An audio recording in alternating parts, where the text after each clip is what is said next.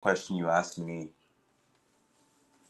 I don't remember what I asked you. I'm not even going to play the music yet. They can get this. They can get this pre-pod right here. What question did I ask you? Shit. Mello or Pierce? Who are you taking?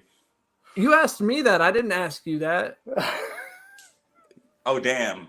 Because I was hurt. Because I had to take Pierce. He's got the ring. I think he was a little bit better of a playmaker. Melo's a better scorer. Bro, check the stats. You asked me who did I have, and I said I had Pierce over Melo. Unfortunately, because of the ring. All right, Sean, Melo or Pierce, and then we'll hit the intro and play some fancy music. I gotta go Melo. Pierce had to bring in two guys to get that ring. Sean's just God damn it. Welcome back, everybody, to the Charity Stripe commentary. This is your host for tonight, Sean, antagonizing Marcus as per usual. And I am joined by Marcus. As I mentioned, how are you doing today, sir? I would be better if I could find the lighter. But other than that, I'm pretty good. That's not bad. Yeah, bring in the tough questions right before we start recording. Trey, he is also here. How are you doing? I'm doing well. And Burns is going to love that you are your Team Melo. Because he, too, will be Team Melo forever. It's not even the college thing. I just think Melo if he got Garnett and Allen to come to his team, he'd probably have a ring too.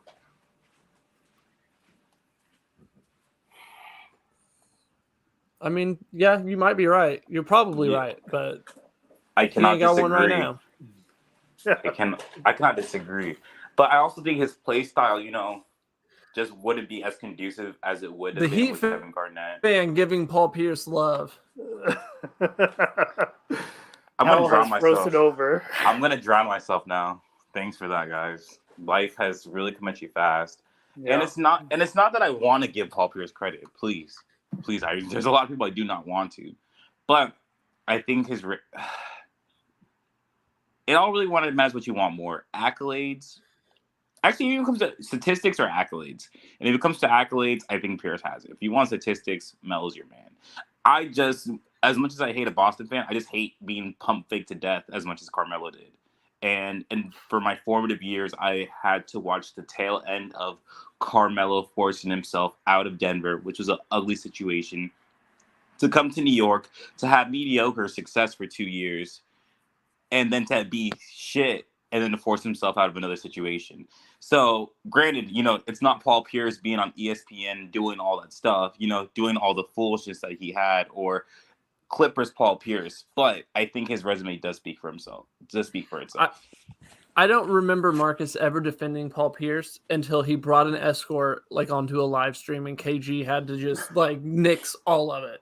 And then all of a sudden, Marcus was a fan. Real recognizes real. What can I say? Their accolades are pretty similar aside from that championship ring. That's correct. Okay, between the two of them, how many NBA first teams do you think they have? Between the both of them, or compared? Both of them combined. 3. 8. 0. They have. I said 3, and I said 3, and I was waiting on you to be and they're all Mellow. No, they have 0 between the two of them. They're all second and thirds. They're both 10-time All-Stars, though. And then Pierce has the Finals MVP and the NBA championship. So it's hilarious. They both basically have the same accolades. Except for one was, Pierce didn't have the best. LeBron at the beginning, but Carmelo had LeBron eating one spot, one first-team spot the entire time. So he only ever had one spot. And the second half of Pierce's career, he also only had the one because of LeBron. So. Yeah, except for Melo wasn't the best player on a championship team. He was. I don't think Pierce was. He either. Was. What are we forgetting about the March Madness? Oh, damn! About the NCAA championships. We're just throwing that under. It wasn't about college.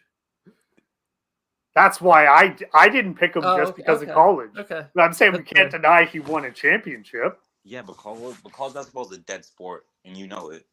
It wasn't back then. It wasn't back in my day. I'll relent that. You can have I love that we were going to talk to the young guys and like breakout players and do a redraft of the 2021 draft, and we immediately just talk old guys, Melo and Paul Pierce. Retirees trying to put up shots. I mean, I'm with old heads. What do you expect, guys? All right, so do we want to do the breakout or the draft first? Let's start with the draft. Okay. I think the redraft of what year was it? 2021. Yeah. And there's a couple. So we're pulling these from hoopsocial.com. Pridham, first article on the website, he did the 2021 redraft with Mobley, Cunningham, Green, Barnes, and then Kyle. Is it Rodden? I can't talk. Kyle. I'm just gonna leave it at that.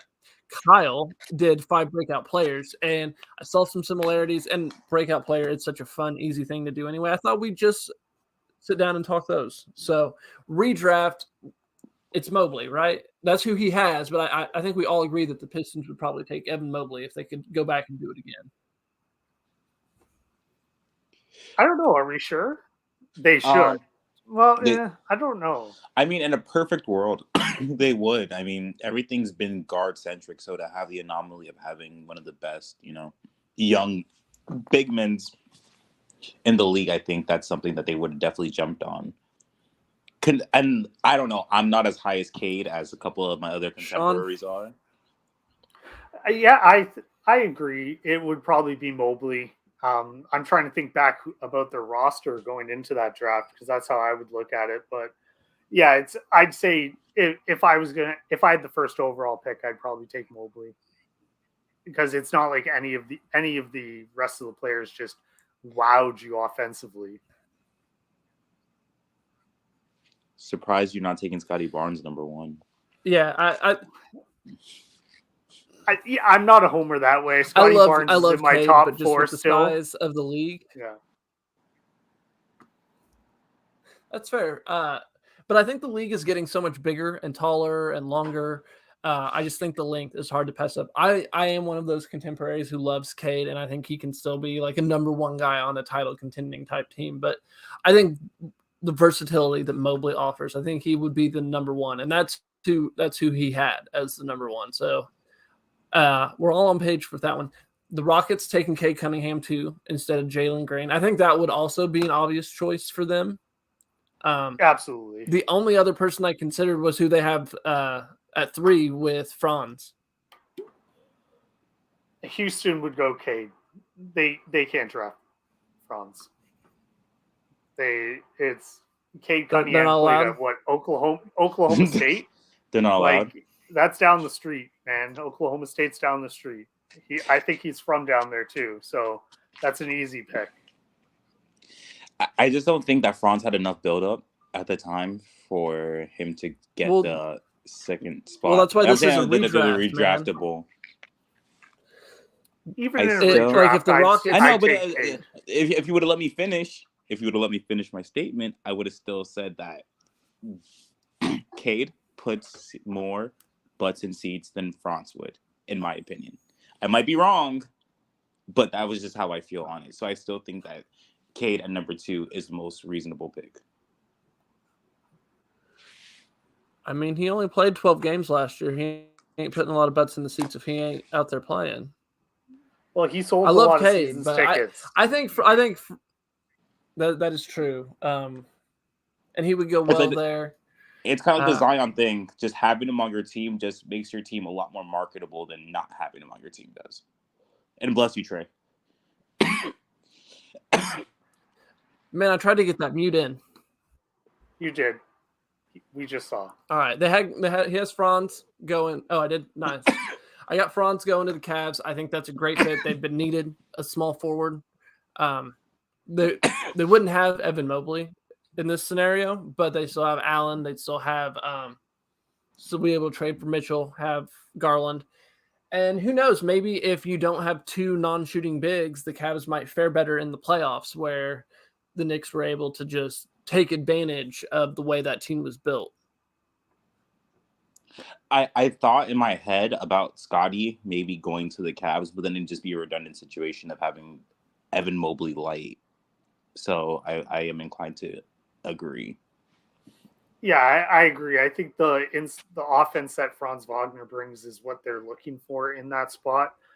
They probably were hoping from that a little more of that from Mobley, but yeah, I would take Franz at this spot as well if they knew what he was going to turn into. If we knew the known quantity of him, I agree. So right, and it's only Mobley's second year. There's still hope for him to develop more offensively. But all right, the one I'm excited for, your Toronto Raptors are on the clock. Who do you want them to take if those are the first three players gone? I'd still want them to take Scotty Barnes. I think at the time it's still the right pick. I'd love to say Giddey, but I know that they wouldn't take him in that spot. And I like Scotty Barnes. He's fit with the team. But I understand where Prim's come from with Jalen Green. They probably would take Jalen Green, if I'm being honest. I think you would get a lot more out of Jalen Green in an environment like Toronto, more so than a place like Houston, for obvious reasons. So I guess, and I'm just saying, like, in a perfect world, all the deficiencies that we've seen from Jalen Green wouldn't be apparent in Toronto. So that's what I'd probably have at the number 4 pick. I was really torn between that one or Scotty, but that's just, I think the location just changes the outlook for Green. Absolutely. I think it's location. I think what's so fascinating location. for me. Oh, go ahead.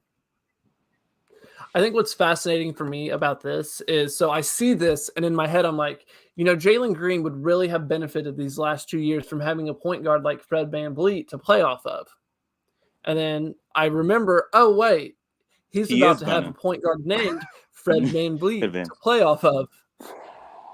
So for me, I like the pick here because you guys are a slog on offense when things break down.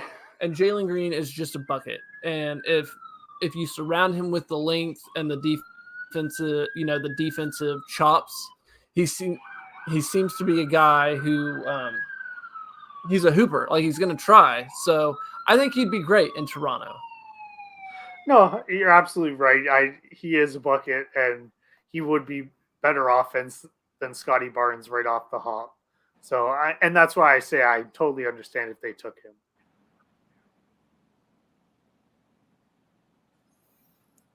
All right, you mentioned Giddey, and he didn't have Giddey falling much farther. He has the Magic picking Giddey instead of Suggs, which I think that this is an obvious choice. The Magic have needed a point guard forever. Giddey, you love Giddey so much, you are almost ready to take him over Scotty Barnes. So I'm sure you're on board with this one, Sean. But Marcus, what do you think about Giddey going to the Magic?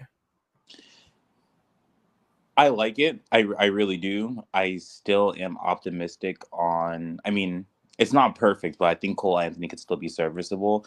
I would have gone for the next best player personally. I would have taken Scotty Barnes here. Granted, we don't have the Paolo thing, or maybe you could play Scotty Barnes and Paolo together. I don't know. That's just thinking ahead of 2023. But just having the ability of the point forward that Scotty does have, and the way that he raises the ceiling, I think it would have been most addictive for a team who really just needs a reliable player, more so than anything. Absolutely. I think they would have taken him because he went to Florida State, just down the road, just up the state, just somewhere. I don't know which direction they are from each other. That's in Tallahassee, so that's going to be it's going to be more to the northwest. Sounds good. They're taking Scotty Barnes. I've got Giddey going next to the Oklahoma Thunder. I think they would take Scotty over Giddey as well, just because the hometown thing. I don't think the hometown thing matters as much to them as needing a legit playmaker for Paolo. So for me, I just disagree. I think Giddey is the right choice. They got Paolo. They got. I guess they wouldn't have Franz in this scenario. I'm very happy with scrolling down. I'm very happy with who they end up with later. But I think Giddey and adding that would really make this team something special. I love Scotty Barnes, but I just don't think he's as great a fit as Giddey for the Magic. And again, you said you'd have the Thunder taking Barnes. That's who Pridham has going at 6. So adding Barnes to the Thunder, besides SGA, that's just like Toronto, but better. Sorry, Sean. Absolutely, it is. It's a great spot for him to go. What do you think about that one, Marcus? Oh, I love it. I mean, and you play next to being a big person and playing next to SGA is not going to be bad for you in any way, shape, or form. And I think that they would be able to run a lot of different. Their offensive scheme would be really complex because there's at least going to be 3 people on the floor that can at least handle the ball at any given point. So that'd be a lot of fun to watch.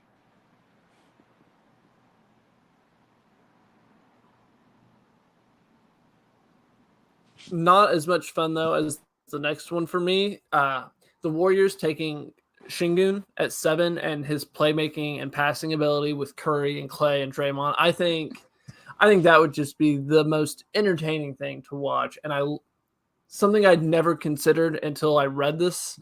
It's now something I'm gonna probably have to try out on 2K when it comes out.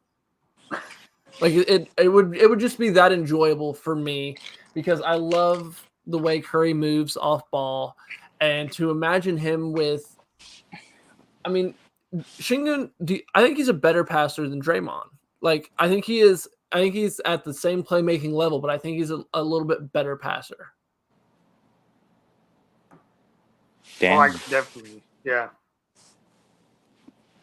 And I mean, if you have that along with Draymond, with Curry and Clay running around, like that to me just sounds like the best kind of chaos.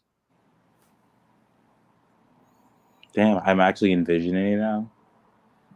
And I mean, I think that's kind of like what the Warriors have been missing, especially out of their, center position. Someone who's actually able to move the ball, create and actually play make and have serviceable defense and size. This is and 6'11". Yeah. This is the guy taking Kuminga's spot. Who? Oh yeah, he grew. He's all the way at 6'11" now. I forgot. Yeah. So he's But that was like Kuminga coming out of the draft. Draymond was who he got compared to. Yeah, is Marcus using matches right now? Yeah.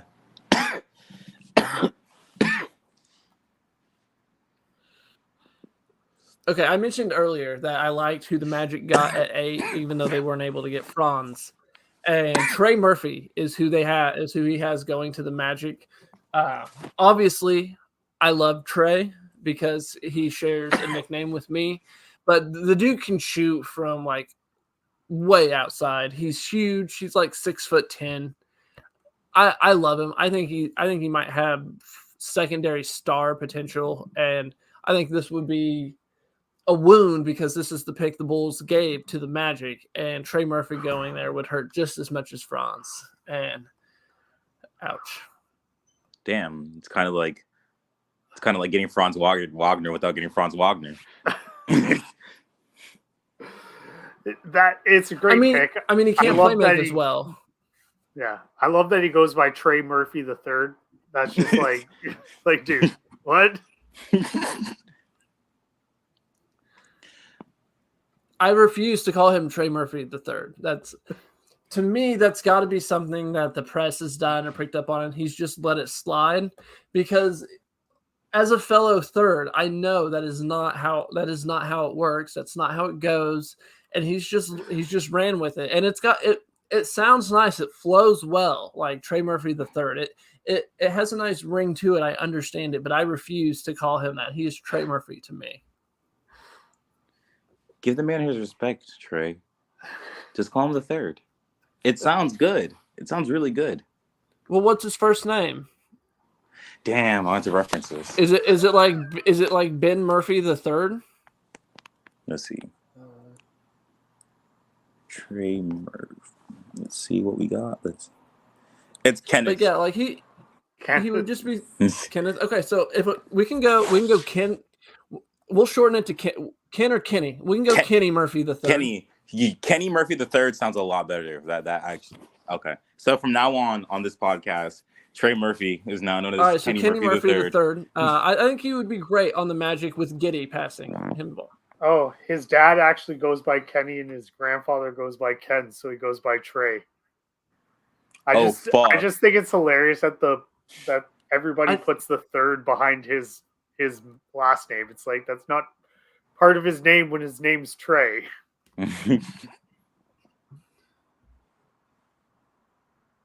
Damn. I mean, I know I am wounded. I have to deal with the stupid 3 eyes at the end of my name. Like I relate, and it's terrible. But man, just going through these, this draft was stacked. Like at 9, the Kings, they picked Davion Mitchell. He's got Herb Jones going here, and I know he didn't go till the 2nd round. I'm pretty sure, but like amazing defender, can shoot threes. He would be great on the Kings beside the rest of them. De'Aaron.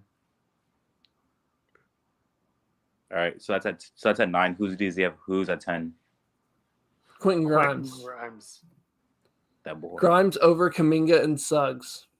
That's fair. That's fine. One of those 3 players has actual playoff experience. It's true. Did Kuminga not play in the playoffs? Damn. Oh shit. I would say you're probably right. Okay, hold on. No, actually, no, but I might be wrong on that. But I would say that Quentin Grimes has definitely had more of an impact on his team in the playoffs than Jonathan Kuminga. Oh yeah, I like Grimes better, especially for the Pelicans team. If you've got Zion, you've got Ingram, like you have all of this talent. He's just taking the Herb Jones role that they're missing out on with him going to the Kings. And then the Charlotte Hornets. Sean, you got anything about Quentin Grimes? No, I think it's a good pick by the Pelicans. You're exactly right. I like the Hornets. Adding Kuminga at 11. Another guy for LaMelo to throw lobs to. They don't really need centers. They're stacked at center. And they're pretty stacked at guard now with LaMelo and Brandon Miller coming in. Yeah. You got Suggs at 12, Corey Kispert at 13, and Cam Thomas going to the Warriors at 14. I think that would be fun, him coming off the bench and just being a flamethrower. You know, he can play the Poole spot with Poole being ran off now. But that rounds out the lottery. Anything stick out to you guys? Of course, Indiana takes Kispert.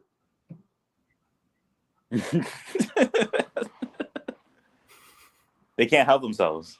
They just can't. They just can't. Tyler Hansborough. No, I mean, I think that it's actually a good shake. All right, so Kyle wrote. Oh, go ahead. Oh, no, it's okay. I'm used to you cutting me off this podcast. Continue. There's like a delay this go around, and it's really annoying. I apologize. But no, like one of the reasons I wanted to bring it up is it's wild how much talent was in that draft just a couple years ago. Oh, for sure. All right. And so there's 2 guys of Kyle's 5 breakouts. Damn it, that fucking delay. Fuck you, man. Fuck you.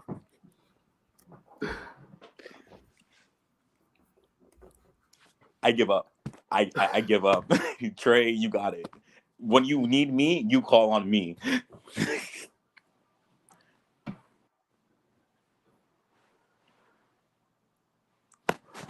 All right, Trey, we're going to go and move on. You're on mute, Trey. This motherfucker muted himself.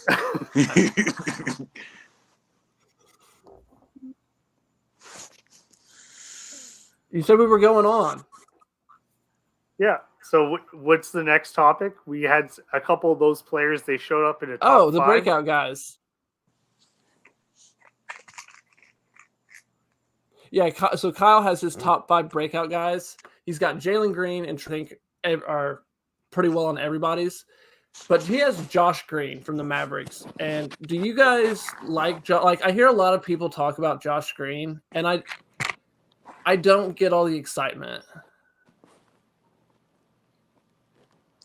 He wasn't on my radar particularly. Like I didn't know we were on Josh Green watch. Sean, so did you know nobody else is excited about him either. No, I'm not. I wasn't excited about him. To be fair, we are known as the Eastern Superiority Conference, so that's true. But I guess I guess just it wanted to means I make got to sure watch there more wasn't Mavericks something I basketball. was missing. I mean, to be fair, I've kind of thrown the Mavericks in kind of like basketball purgatory, in my opinion, with all the hoopla that they have going on. So I think that I just need to see a good show from them before I'm ready to give them the time of day again. Because last year I was like, oh, Luka and Kyrie, this could absolutely work. And then you watch it and then you're like, wow, this is not sustainable in any way. And it's just like there's a level of uncomfortability when they play each other, that their offense is just shaky at best. Like, I mean, like, granted, like they're putting up historic points, but they just don't know how to get in rhythm with each other or get comfortable. And completely, I just think that then plus the defensive lapses that they have as a team and just like the lack of players, it's not fun basketball to watch, in my opinion. And I never thought I would say that about a Luka Doncic team. Do you think having more time to gel, like Kyrie and Luka specifically, having more time to find a rhythm on offense, do you think that helps the team? I personally am just never been a huge fan of like guard tandems. Like, I always just think that it leaves a lot to be desired, especially from where you kind of want your star players allocated and played out. So I just don't think that it's going to be conducive.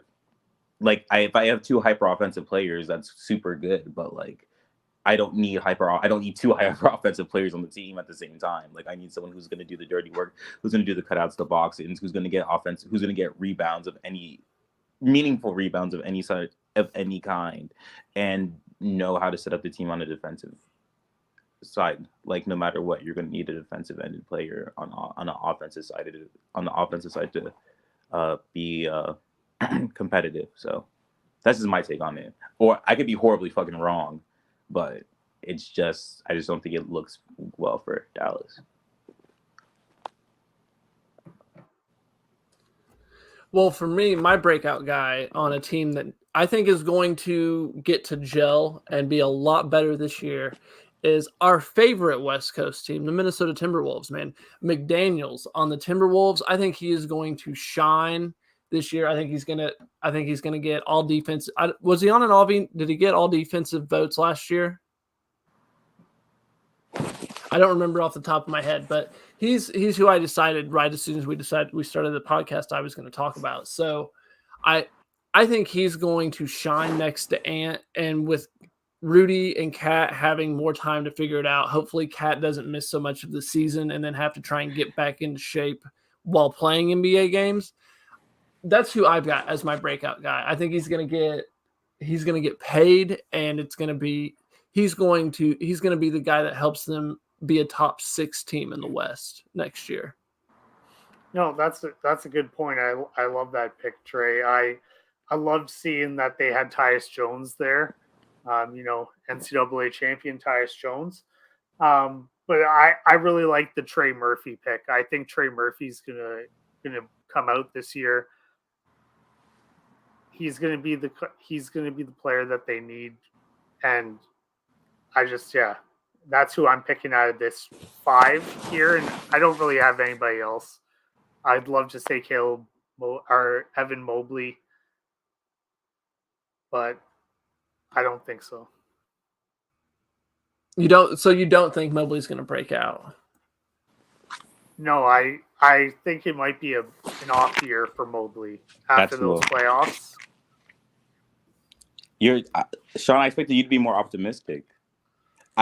Is that who you're picking? Yeah. I think there's just so much offensively, defensively. I think he can bring a lot more offensively to the table.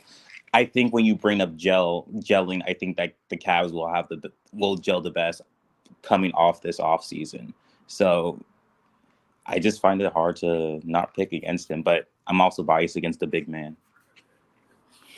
Yeah. Did they draft? Are they the ones who got Strus? Yeah, they did. For 4 for 64. So, I think I'm with Marcus. Sorry, Sean. But the way they played in the playoffs, Jared Allen saying that maybe the lights were too bright. I think Mobley and the Cavs are going to come back, and I think they're going to be stronger from that playoff experience. And if not, that says something about them. Yeah, absolutely. Yeah. I think this is the best place for Donovan Mitchell to succeed as a team, where he has at least other offensive firepowers and a defensive stud. Maybe not to the degree that he had, but he has at least more options defensively and offensively to work with. So this is the best environment for him to succeed. And I think that he does have the leadership quality that will rise up from the team. I'm just optimistic on this Cavs team. I think they're going to be a lot of fun, and hopefully I think that they're going to be a force for seasons to come.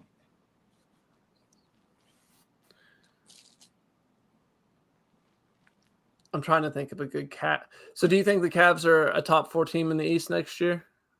Yes. Like, without a doubt. Yeah, without a doubt. Like, I don't even know who the teams are, but there's no way. Bucks, Celtics. But I mean, then you've got the 76ers with all the questions. With Harden finally committing, was like, okay, I'm staying. Oh, did he commit? Did I miss that? Yeah, I think he's staying. I saw on Reddit that he's relinquishing. He's like, okay, this is fine.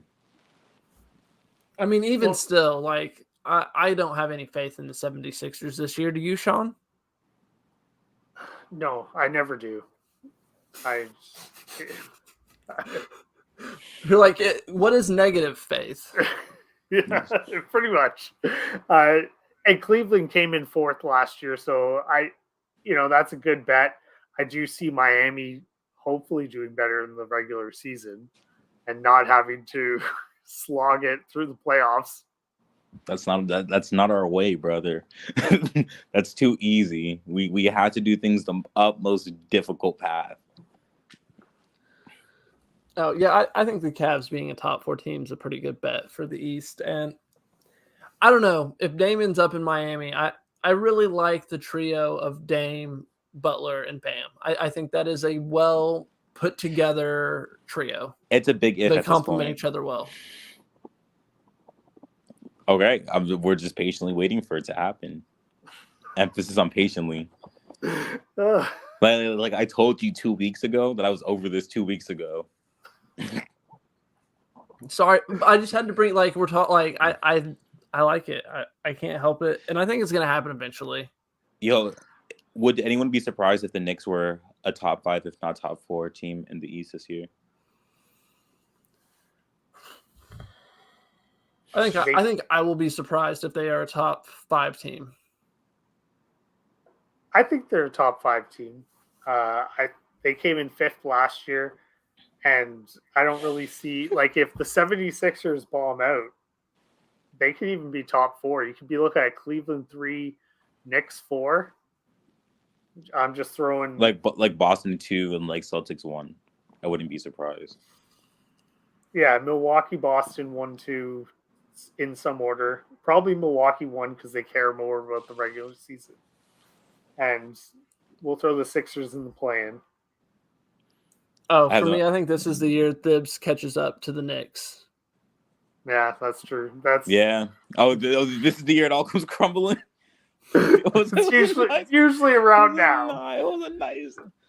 Yeah, well, and now they have expectations. So NBA team, like the last couple of years, you played the Knicks, you might not necessarily bring your A game, but now you play the Knicks, you bring your A game on top of Thibs putting all the all the miles on those guys. He ran Obi Toppin out of town because he's got his man Randall. Like, for me, I think this might be the year that the Knicks take a step back, and then they're like, oh crap, they better hope that the Cavs also aren't very good. So maybe Donovan Mitchell is still looking to be a Knick.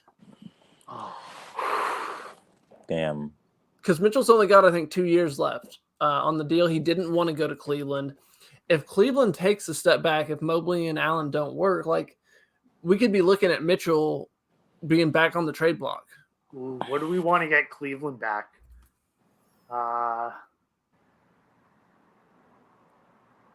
Mitchell. No, you don't get Mitchell. It's like Barrett, Quickly. And some other people. I don't know. Some picks. Is RJ even a trade asset? I mean, his salary slot will be. I think he is. I like Barrett. It's the location. I think he needs to change the scenery. Okay, I can see that. But I think that's the big. Those are the two teams that are the big. Like they could go either way. For me. Yeah, I don't see a Cavs collapse as much as I do see a. I don't know. I'm still high on the Knicks. I think that Jalen Brunson showed a lot of gusto. You know, having Mitchell Robinson keep ascending and keep making great progressions is still good. And like, I guess Julius Randle is an ass. Like, I guess he's a good player. So, but I don't know. Maybe I'm just being optimistic. It's the Tibbs. The Tibbs changed it for me. I totally forgot about Tibbs being there, and this is right around the time when the teams. So then, in your opinion, who is the ideal coach for that team?